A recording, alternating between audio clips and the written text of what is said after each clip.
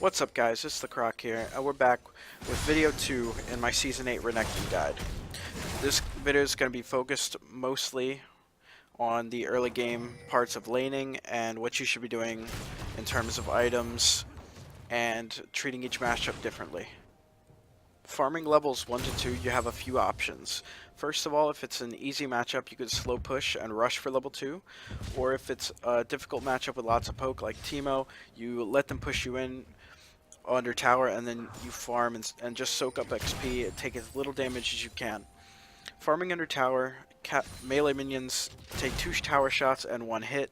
Casters will take 1 tower shot and 2 auto attacks each, or you can use a normal Q and let the tower hit them and then you can last hit them. It's pretty general stuff from level 1 to 2.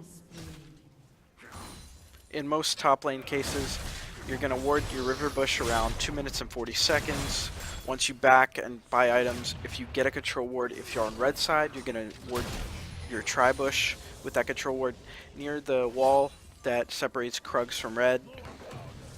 If you're on blue side, you're going to control ward the river bush if you're ahead, tri-bush behind your tower if you're behind, and that's just so that if ganks come in and they're deciding to dive you, you have a warning behind you.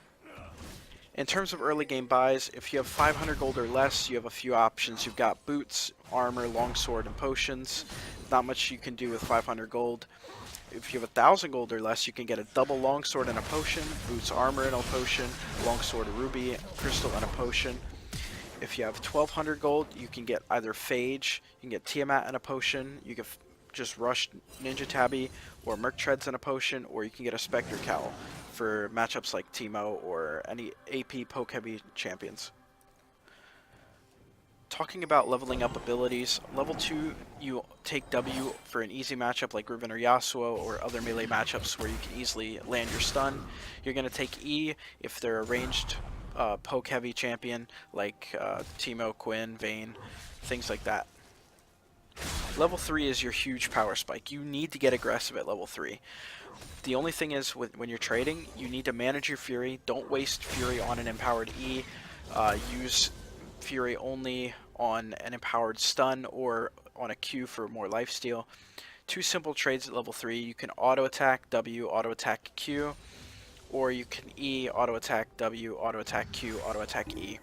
And this is so that you maximize the amount of damage you can put out. If you don't weave in autos between your abilities, you'll be wasting the time that press the attack gives you that increased damage. At level 6, don't be afraid to be extremely aggressive. If you hit level 6, go for the kill if you can, especially if you're at a level advantage. Keep in mind that your level 1 ultimate gives you 250 health right there.